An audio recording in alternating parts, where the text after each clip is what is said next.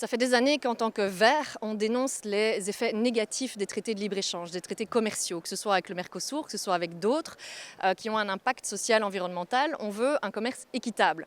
Donc quand on fait des accords commerciaux avec le reste du monde, les conditions sociales soient respectées, les conditions environnementales soient respectées, qu'on n'aille pas exploiter les ressources dans les pays tiers au nom de nos intérêts commerciaux.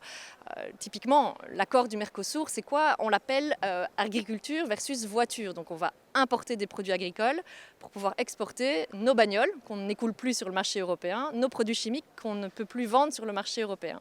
C'est quand même hypocrite. On veut des accords de commerce qui soient équitables. Ça, c'est notre message.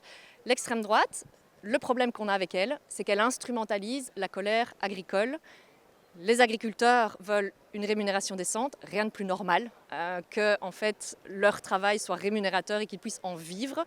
Ils veulent des conditions de concurrence loyales et donc, comme nous, des accords de commerce qui soient équitables et qui respectent des normes communes. Ils veulent aussi des solutions par rapport à la reprise des fermes, par rapport à l'accès à la terre, des solutions contre la spéculation du foncier au bénéfice de l'industrie.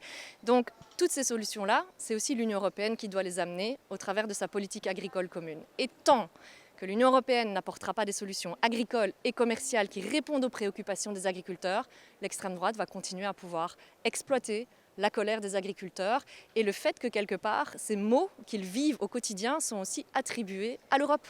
Ça alimente un euroscepticisme alors que le rôle de l'Union européenne est de protéger notre agriculture, nos agriculteurs et donc les consommateurs. Il y aurait rien de plus normal que d'avoir une approche beaucoup plus protectionniste vis-à-vis de l'agriculture européenne pour assurer aussi notre souveraineté alimentaire. Et là, c'est l'Europe que l'on dénonce en fait, en tant qu'écologiste aussi, tant sur le plan commercial qu'agricole, mais on est loin des revendications de l'extrême droite qui a un point de vue beaucoup plus instrumentaliste et de repli sur soi, alors que la solution n'est pas nationale, la solution est réellement européenne. Avoir un marché agricole européen est extrêmement important, des normes communes européennes. L'extrême droite est contre ça, elle est contre l'idée même d'harmonisation des normes. Et si on suit l'extrême droite, on va réintroduire des conditions de concurrence déloyales à l'intérieur de l'Union européenne entre les agriculteurs italiens, français, belges. Voilà. Et ça, on n'en veut évidemment pas non plus.